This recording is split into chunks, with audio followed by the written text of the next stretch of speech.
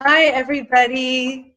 Thanks for joining us for another live feed from Erasing Family, the first documentary that is going to reunite children who have been erased from loving parents, loving siblings, and loving grandparents. Thanks for joining me.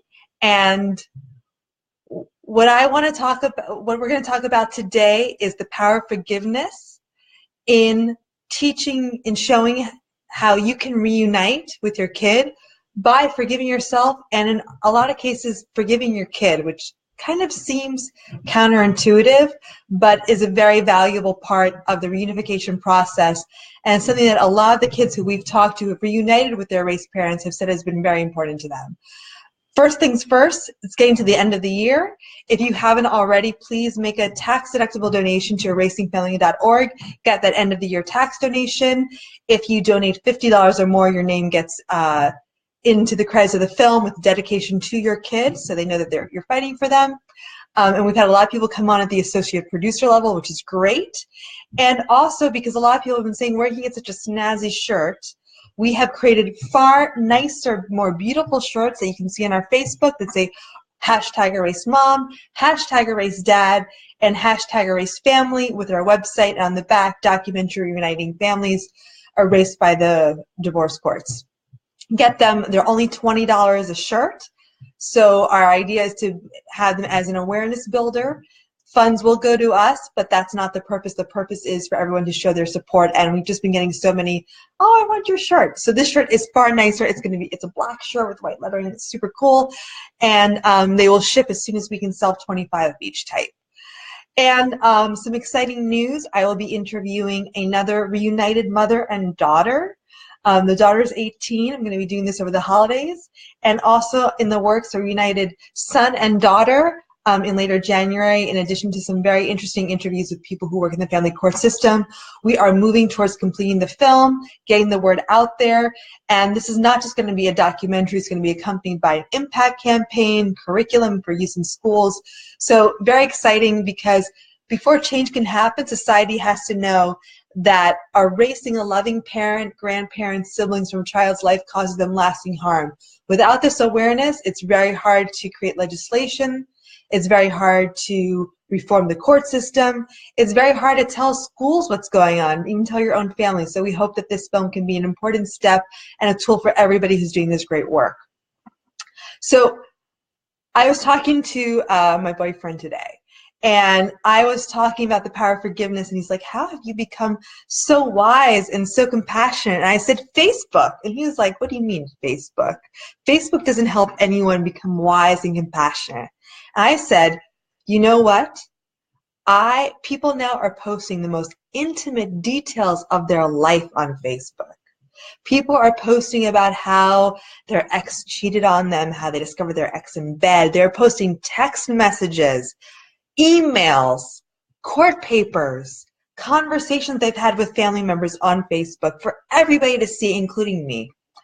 And what's very interesting about that is there's a lot of parents who I've been seeing a theme, and I want to address this theme head on because I feel like it's blocking a lot of people to reunite. Oh, and by the way, please write your comments, questions in the comment bar, and I will answer them, so get them going. I want to make this a short video tonight, and I'll tell you why, and I'll tell you about the struggles I'm dealing with my own family right now. So a lot of parents say, my kid wants to meet up with me. I haven't seen them in 5 years, 10 years, 20 years. But they want me to apologize to them for all the stuff that I've done wrong, and I, as the targeted parent, have done nothing wrong. I am the victim here, and I want my kid to know the truth about all the horrible things that the other parent has done and that the courts have done. I have nothing to apologize for. And as a child and as someone who's interviewed many children, this really saddens me, because first of all, if there is any step that you can take to start a dialogue with your child, take it. Take it. Take that opportunity. Don't shut down the dialogue. That's the first thing I think that's very important to keep in mind. Any excuse to talk is a valid excuse. Even to hear a complaint, take it, listen. The second thing, and this I've heard in many cases, a lot of times kids, when they've lost contact, they kind of want to confirm that you're a bad person. So they want you to, so they tell you, I will talk to you if you do something I know you won't do, which is ask for my forgiveness. And in so many cases, when the parent says, sure, what have I done wrong? I want to make this right. Everyone's surprised that the kid has nothing to ask forgiveness, ask you to apologize for. You called their bluff in a way. They'll come up with petty things, small things that have happened to them, things that are easily fixable, things that you can just say, I'm sorry for. I've heard things, you know, about you didn't buy me the color sweatshirt that I liked years ago. You showed up late to a meeting. You said this, you said that, which could be true or untrue, but a lot of times it's like, I'm so sorry. I will never buy you a pink sweatshirt ever again. What's your favorite color? Can I buy you a different sweatshirt now? And the kid's like, oh my God, you're not this unreasonable like the other people who maybe I've grown up with. You're a reasonable person. And they say, yeah, you know what? I don't really need a sweatshirt, but yeah, if you ever buy me one, don't buy me pink. I really don't like pink. Okay, well, I'll buy you pink. Boom.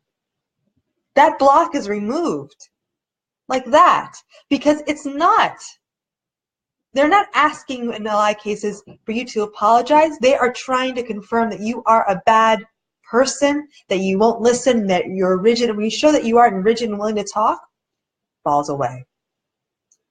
So the first thing is always dialogue. Second is you want to just, you know, listen to what they have to say before you say, I'll never apologize, because sometimes it's so small and minor and it's an excuse. And then the third thing is, you know, no one's perfect, right? I'm not perfect. You're not perfect. Neither of my parents were perfect. God knows. You might have something to apologize for. And embrace that opportunity to grow. And know that you can't, especially when they're a child and adult, you can't set the terms of the engagement.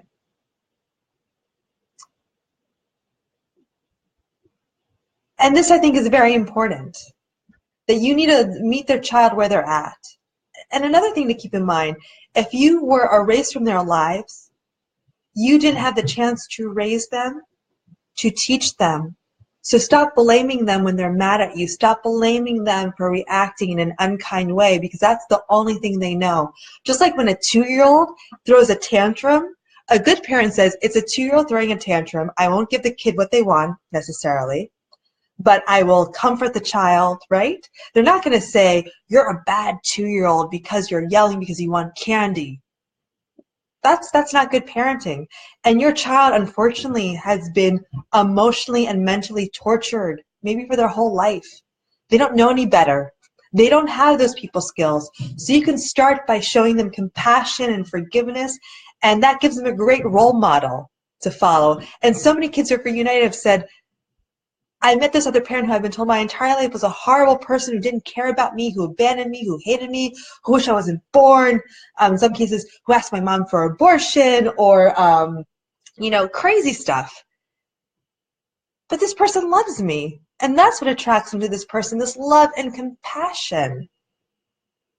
And the other thing I hear from parents is, I want them to know the truth. They need to know the truth and what really happened to them.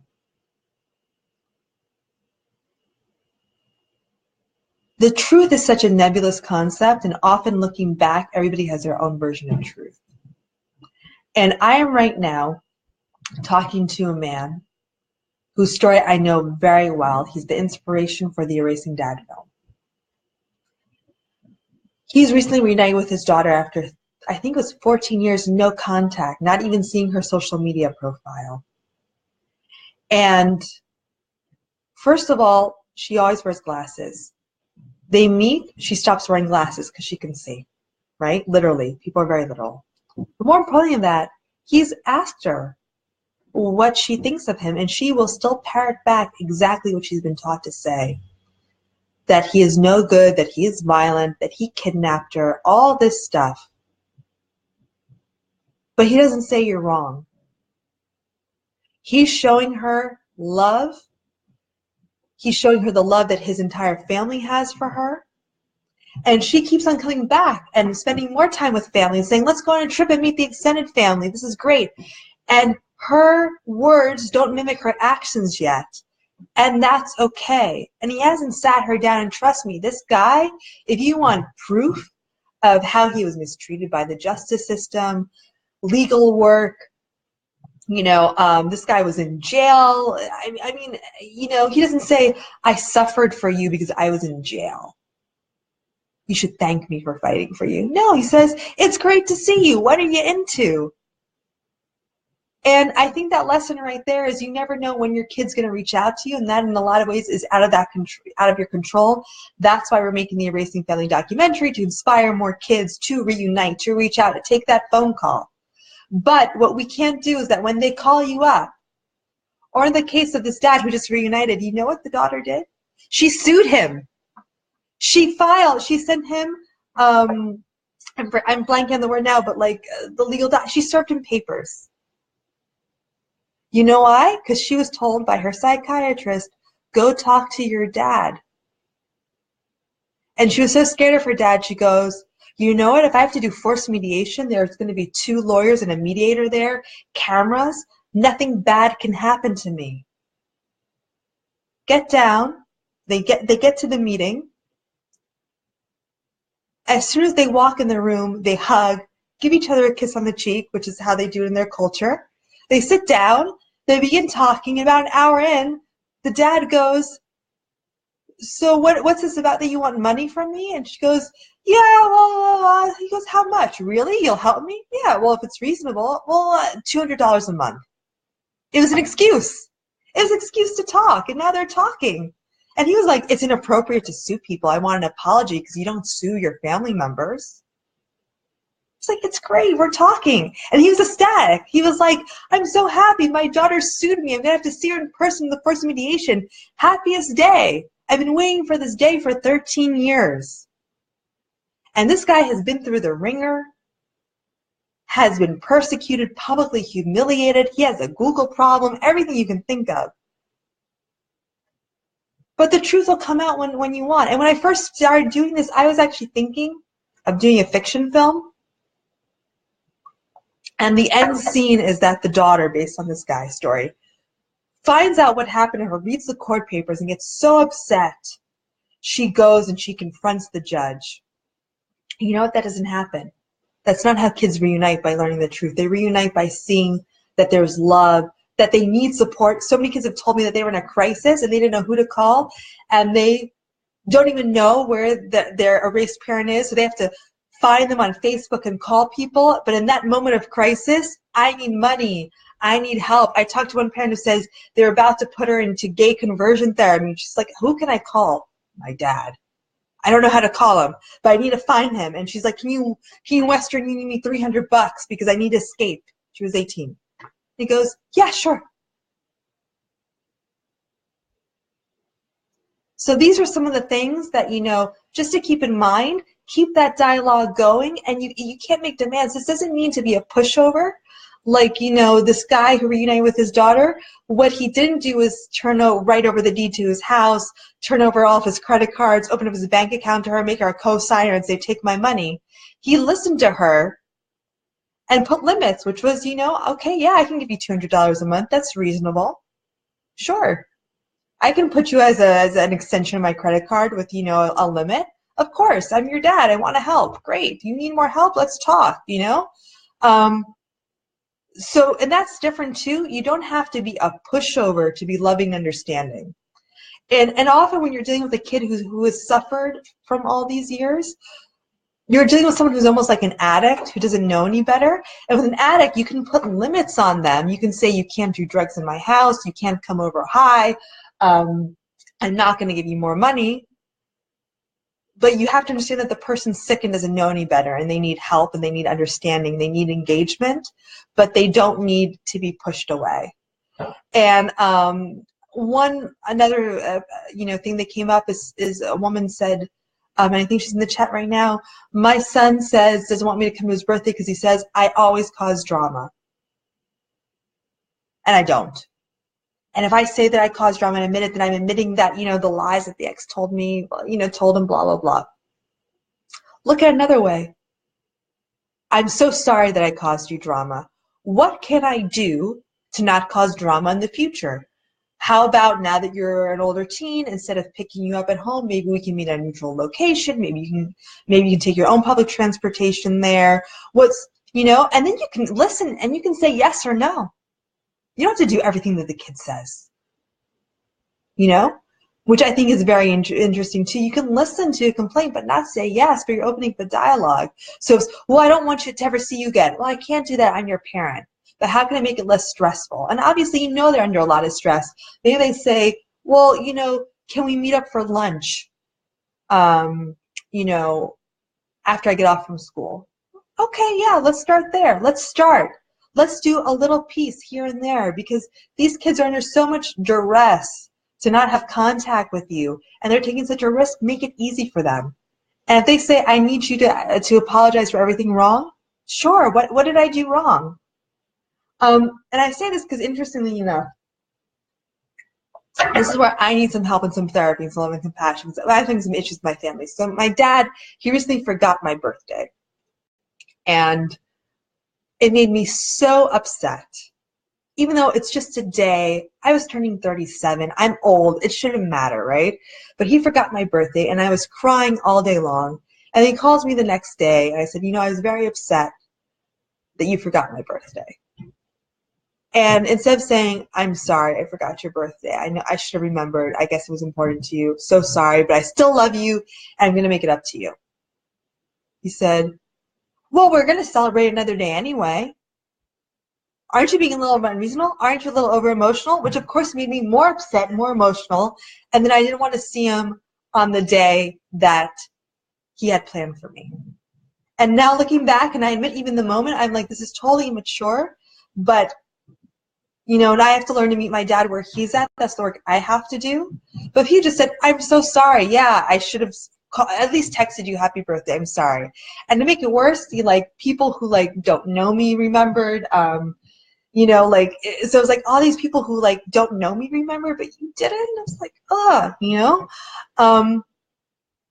and it could have been avoided. And so just think, yeah, you're right. If your kid's you never wish me happy birthday. I'm so mad at you. I want you to apologize. And maybe you did wish them happy birthday and they never got the message. Feel free to tell them that. But, say, I'm sorry. How can I make it up for you? But don't say, I'm not going to say I'm sorry because I did call you and I couldn't get through to you. And you should have known that. I'm really sorry. I tried. Maybe I didn't try hard enough.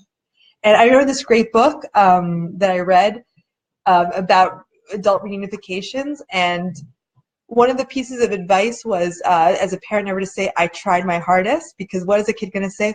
Well, maybe your hardest wasn't hard enough. Maybe your best wasn't best enough. And I saw that, I was like, oh my God, that's such, a thing a kid would actually say. So, just say, I'm sorry and move on. So now I'm going to go to some questions. Kerry Alves says, I've almost lost all hope after 8 years. I have two sons who are 24 and 22. I've tried everything. I have zero contact with either now. I mail cards, get no response, no text, email, etc. At the time of the year, I find it starting down, slide into depression, so hard to hold on. So, Kerry, there are a lot of parents who are in your situation, and you're doing everything right, but sometimes doing everything right doesn't mean that you will get the right response that you hope for and you deserve. So self-care is so important, especially around the holidays. Don't be alone. Find other family to spend it with, and if you don't have friends and family, volunteer, do anything to get out of the house and not be alone. Because that's the worst thing, is to be alone and go into the shame cycle. It's good to have some perspective sometimes that there's a lot of people out there suffering. So sometimes seeing people who, this is so horrible to say, but it does work, who are in the same or worse place. So, volunteer at a homeless shelter, you know, and it puts stuff in perspective in a way. You're not the only one suffering. We're all on this, you know, on earth to suffer. That's the unfortunate truth of life, and it sucks. And that's not to say that what you're going through is any less, but maybe that can help, you know, alleviate some of the pain. And so that way, one day when your kids do reach out to you, if they do, you're in a good spot to accept that. And there's a lot of tips about how to deal with the holidays. But the most important one is have a plan. Don't say you're not going to do anything and forget it, you know? If there's a 5K Santa run, even if you don't run, walk it. Volunteer. Be with friends, but be somewhere, be anywhere. Worst case scenario, even if you're not religious, go attend a religious service of some sort. At least you'll be with people and distracted by it for a few hours. And often those places will have, you know, a reception afterwards or something. Jamie North. My daughter said she doesn't want to see me because I buy her love and I took her phone away. So Jamie, I don't know the whole situation. Often, you know, when you discipline a child who has been taught to erase you, any little act of discipline, which is a normal part of this, you know, of growing up and having a kid, is then turned against you, especially when they're teenagers, because, you know, I remember for me, my dad told me when I was 13, he wanted to meet every young man who would date me, meet him alone, explain to him that he had military training, and you know what, now looking back, maybe my dad was joking, maybe he wasn't, but what was my response? Well, you're never meeting any of my boyfriends, and I'm going to stay with mom because mom doesn't care. Bye, dad. So you need to set limits, and you know, you need to be cautious about what those limits are, and sometimes it means you can't maybe be as strict as you would like to be. So, and that's the problem too. You buy them a phone, you're buying my love. You don't buy them a phone, you never give me anything.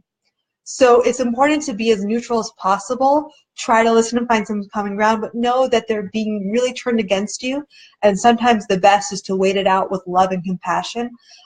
Today I talked to a mom and a son who reunited. Son's 16. They had no contact for 4 years. And the mom said, I fought and fought and fought, and everything that I fought just made the other person fight more.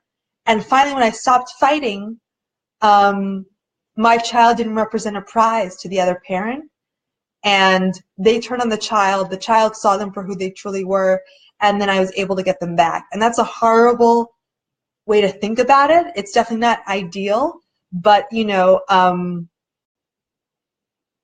that can also happen. It's sometimes waiting it out. Tommy Coletta, I've done exactly what you say. It started when he was 2 months old. Now, after doing what you said to do, my son turned 21 and meeting up in sight.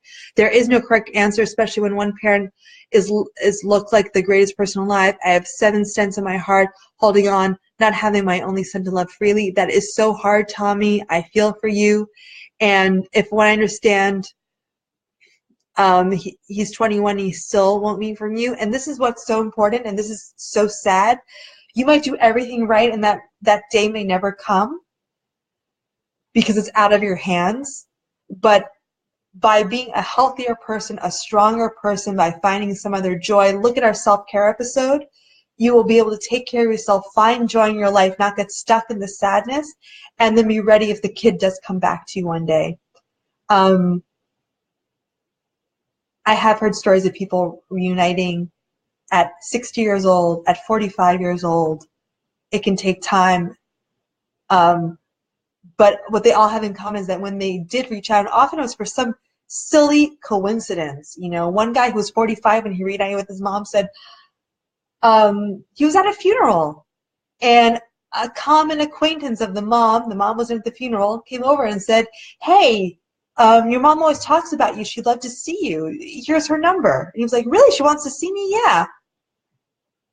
45 years old. So he was about 38 years with no contact with his mom. But they are reunited.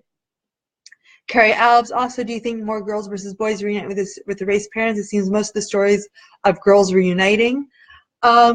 So just because people reach out to me doesn't mean that if there's some statistical bearing of this, because there's so few stories. So also, you know, I tend to connect with people who are on social media. So people who reunite, who don't post anything about this, who never tell anybody, I'm not going to be talking to them probably. So that we have a pre-selected group right there, which could be maybe that there are more girls who post stories like this on Facebook.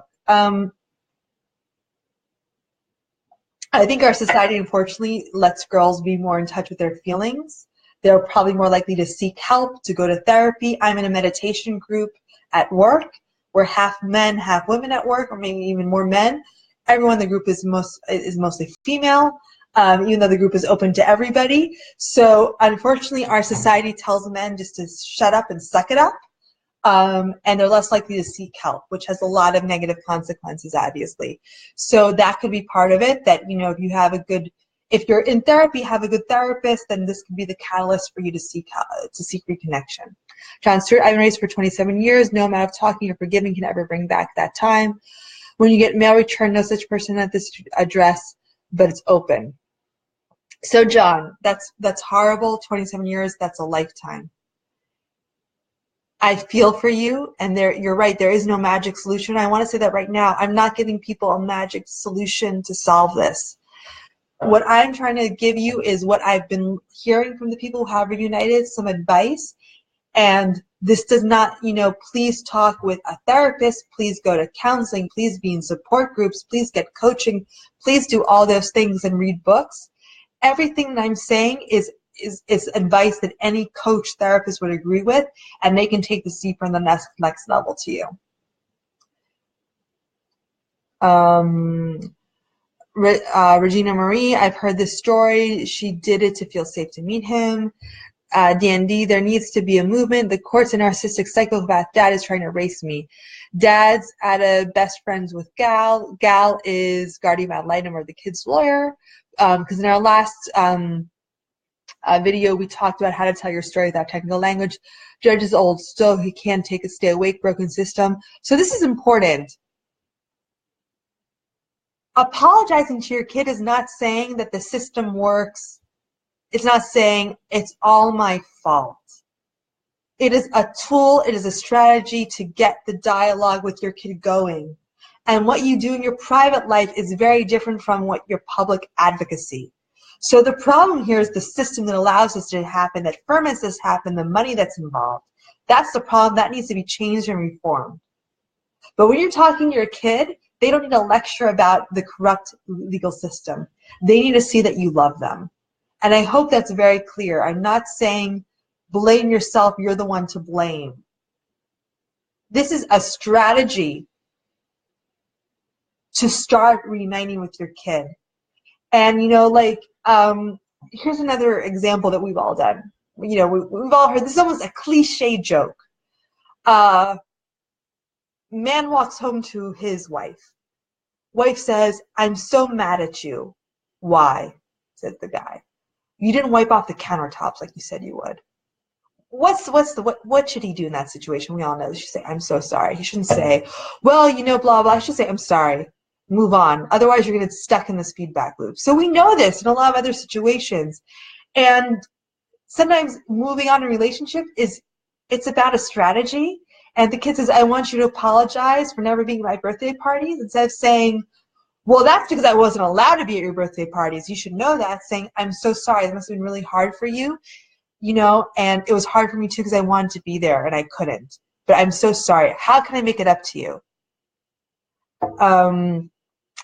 Mike Rebecca Rodriguez, a month ago, my husband's daughter called him, but he is scared the mom to find out because she's 17-year-old, so he doesn't know what to do. So, Mike Rebecca Rodriguez, here's the good news. I'm not sure if there's a restraining order or anything. She's 17, so very soon she'll be out of the home. So you should definitely talk and always ask, how can I talk to you? How can I communicate to you in a way that doesn't put you at risk and in harm's way? So, you know, I've heard of crazy situations where it's like, I'll give you my friend's cell phone number. You can call me at 4 p.m. when I'm at my friend's house. Okay. I need you to create a different Facebook account. Okay. These are temporary, and if she's reaching out at 17, that's a very good sign. Encourage it and do it on her terms so she feels safe.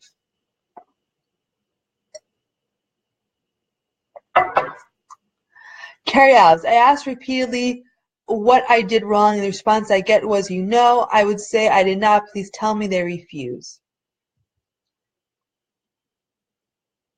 So, Kerry, in this situation, this is a very tough situation. All you can say is, I'm sorry I'm such an idiot. I'm sorry I can't figure this out.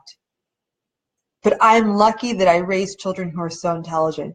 If you could help me or give me a clue, I can strive to make it right. But without that, I really don't know how to move forward. So I can wait, and I know one day you'll find the way to explain it to me. I'm sorry I don't get this. And all I can say is, I'm sorry that you feel this way. And if there's something more specific you can give me, I can start making more specific amends. But until that, all I can do is offer a general apology. I'm sorry. I'm so, so sorry. I'm sorry that I failed you. Did you? Probably not. But it changes the conversation, because now you are complimenting them. And it's not, I don't know, I can't tell you, you should know.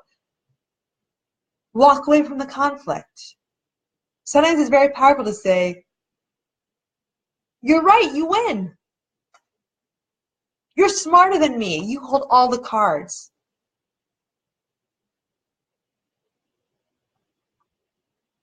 Jamie North, for a friend, what do you recommend for a 13-year-old boy threatening to hurt himself and or his dad if he's forced to see him? So Jamie, I'm not a psychiatrist. I'm not a therapist. I don't play one on the internet. If a child is threatening to hurt himself, that means that they need major psychological intervention, and it needs to be good. Could this be used as a way to get the child into some sort of counseling? Could then the dad see the kid in that counseling? This is not an ideal situation. You know, ideally, if you had a judge or whoever who was on board and who knew about this, first of all, it wouldn't get this bad. Second, they would see this for what it is and find a way to do correct intervention. I think it's now, okay, obviously there's something going on with this kid. We need to get this kid help. And maybe I can see them as they're getting this help.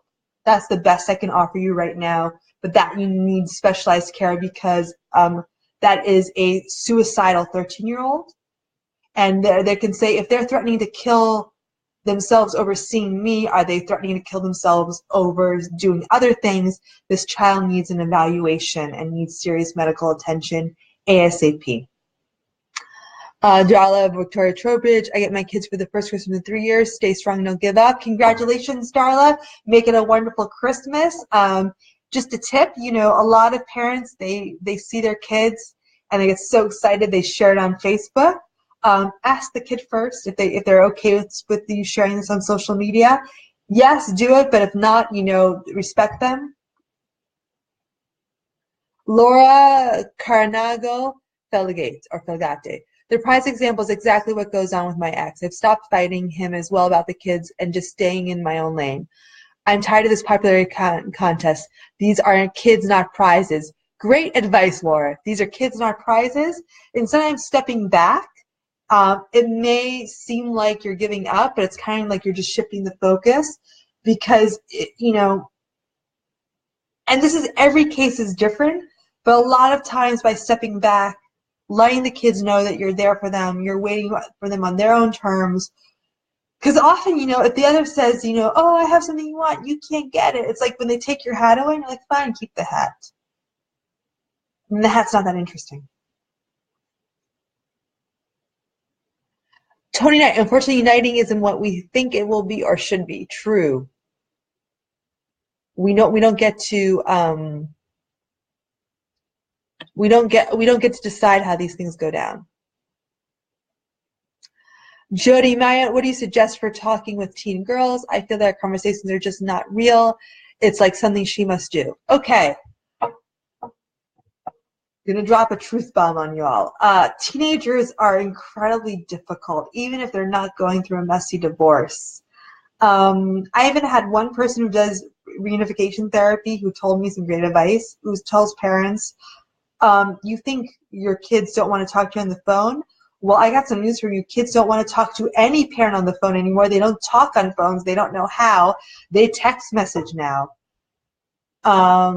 Teenagers don't like to share a lot with their parents. So maybe it's lowering that expectation, and instead of having a conversation, what's a fun activity you can do together? And that's up to the kid, and give them some suggestions. But, can we go ice skating? Oh, ice skating is for losers. Okay. What about a pottery class together if they're artistic? What about a cooking class together? And creating a fun memory.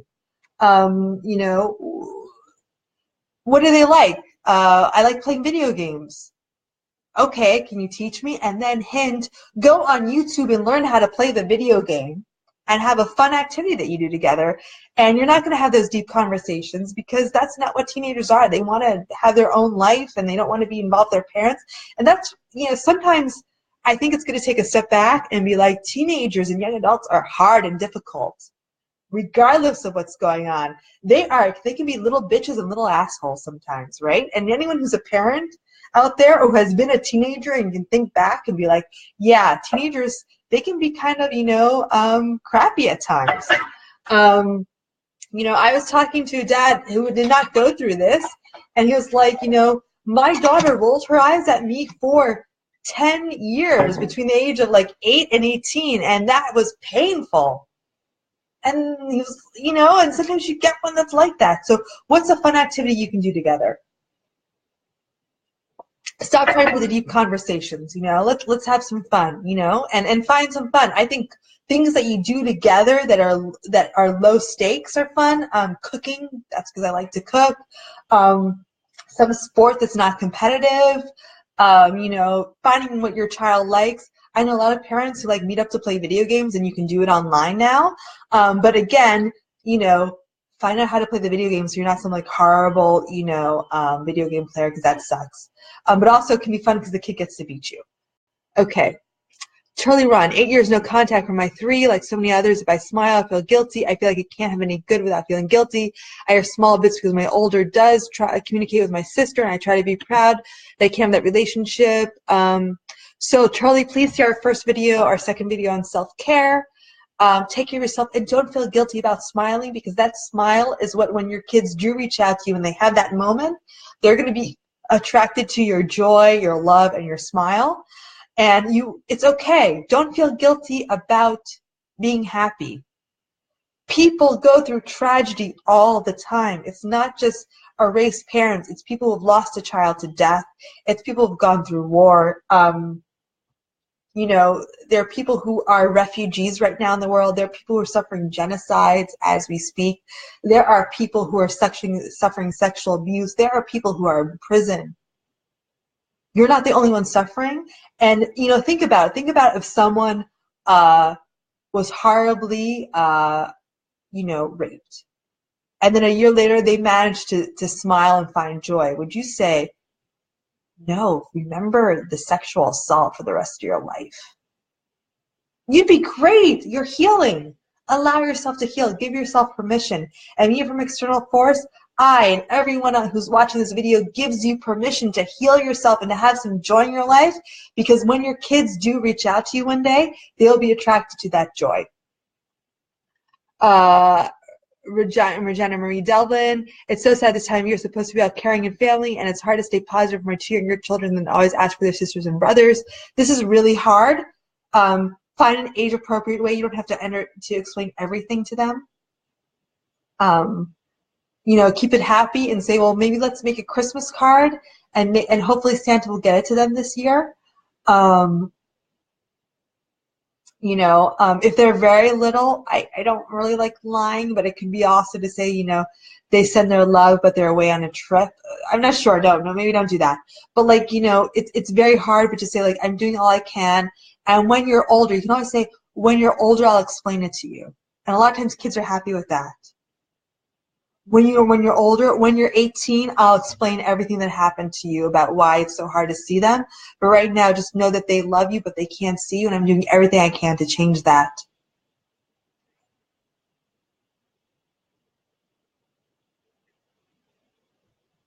So Tony Knightley, no amount of love or therapist will bring my child back from dying. Get your children back ASAP. Good things come to those who wait does not apply here, and people need to fight harder. I totally agree, Tony. We have to fight for change. We have to fight for reforms. We have to get these cases out of the family court system that often doesn't know what they're doing, makes it worse. We need to get help for people instead of making this about extending conflict and money. But when you talk to your kid, it's not about fighting. When you talk to your kids about love. Rick Tobin, I perceive that most controllers are experiencing severe health challenges, just like if they had cancer. As such, it's easier for me to forgive their actions. We must take care of ourselves first and foremost if we expect our bonds to strengthen others around us, especially our children. Thank you, Rick Tobin. Rick Tobin, an associate producer of Racing Family. Thanks for the support, as always. So, great advice, Rick. Just remember you're dealing with people who aren't well. And I think Rick said the other day, hurt people hurt others. So if you say, I forgive them because they're sick, that's a great way to move forward. And again, we're not talking about blaming the victim. We're not talking about saying that no one's responsible. But, you know, it's better to say, how can we move past this instead of trying to find blame on somebody? Carol, no apologies I ever gave were good enough. I did try, but that's great that you tried, and always just say, I'm sorry I'm not getting this. How can I make it better? Wayne Todd, thanks for doing this, Ginger. You've been very helpful. Thank you. Chili Ron, I did have 2 kids on my Facebook, but their mother used my son's page to publicly blast me. My older kids saw this, commented also. I was advised to say nothing and block those accounts. I'm not sure who advised you that. I don't block anybody on Facebook, and I've had some crazy people. You know, maybe keep it open, but that it's tough. It's tough, and sometimes when you're dealing with a very unhealthy situation, you need to pull back a little. Liliana Jacques Marquez, I apologized several times, and when we started communication via email, and her father and stepmother found out, they twisted all the information to point my daughter would reply with nasty and harsh responses. My daughter always says that she hates me, anything that has to do with me, because she was told I abandoned her. What do you suggest I put in the emails I send her? So first of all, if these emails are being monitored, which it sounds like they are, keep it very simple. Happy Christmas, Merry Christmas, Happy Hanukkah, blah, blah, blah. I'm always here for you. This is my phone number if you ever want to reach me. And don't say I didn't abandon you, because then they're going, well, I was told you abandoned me. Well, I didn't. And you're not going to win that, because they have to go along and believe what the other person's saying, because they have the control. You can't win that one. So stop trying to correct the lies. That will come later.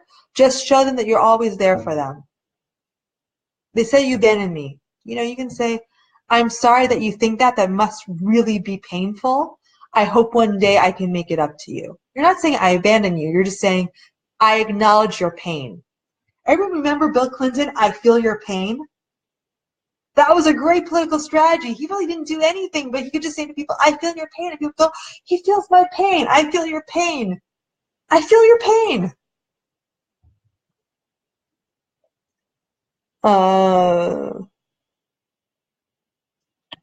Diane Coleman, is this a private group? If I comment, can people not in the group see my comments? Yes. This is not a private group. This is public, and everything on Facebook. And please, even if it's a private group, it is public. You type it, anyone can see it. And I know you're like, but it's a private chat. You'd be surprised the information that people can get on you. Don't ever write anything that you don't want to be used against you in court. Very simple. You know, and that's why sometimes when I see what people write on Facebook and social media, I'm like, oh my God, you're writing this? Everyone can see it. You know, my ex is a bitch. My ex is an asshole. Blah, blah, blah. Stop. The judge can see it, your ex can see it, and your kid will read it. Guaranteed. So everything you say is public. That is why it's so important to not engage in blaming, other than to show how the system has done this. Dan Coleman, all I'm going to say is I made little progress after 9 years. I'm so sorry, Diane. Sometimes it takes 13 years, 14 years, 2 decades, 3 decades, a lifetime. Keep on trying and just remove it about trying to be right and just trying to show love and taking care of yourself.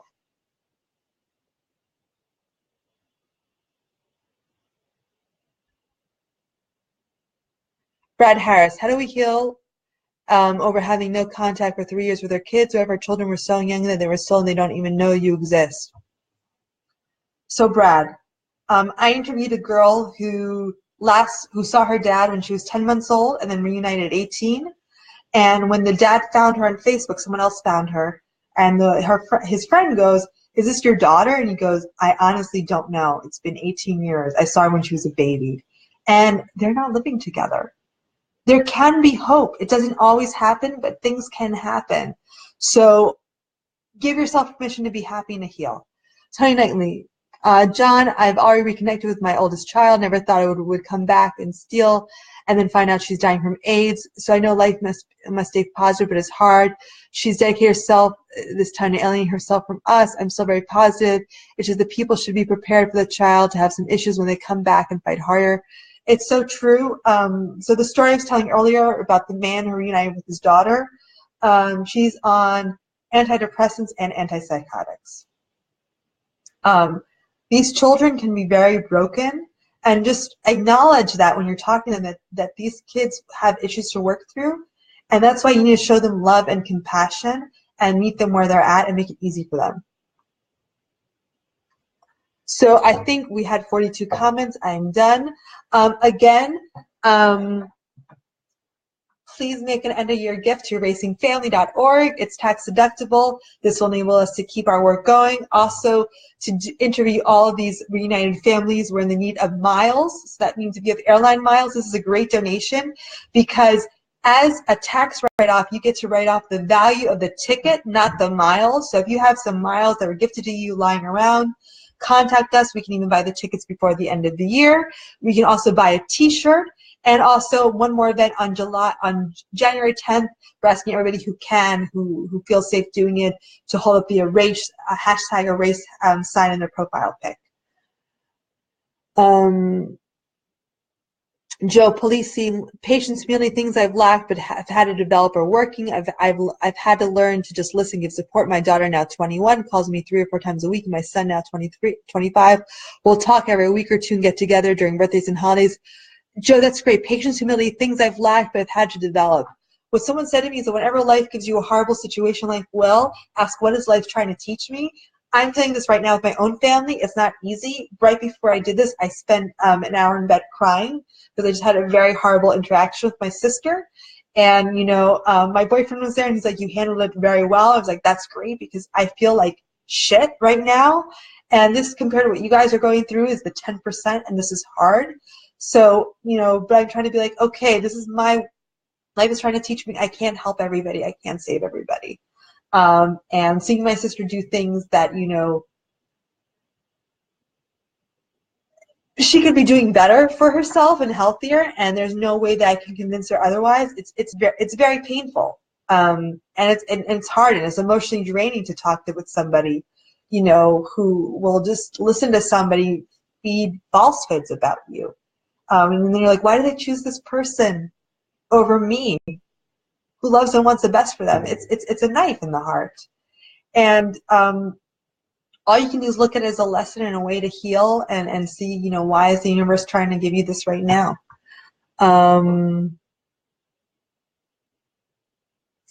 So I just heard a lot of things. So again, erasingfamily.org. If you make an end-of-year donation, tax deductible, that's wonderful. Buy our t-shirts. They're going to look much better than this one. They're black with white lettering, very snazzy.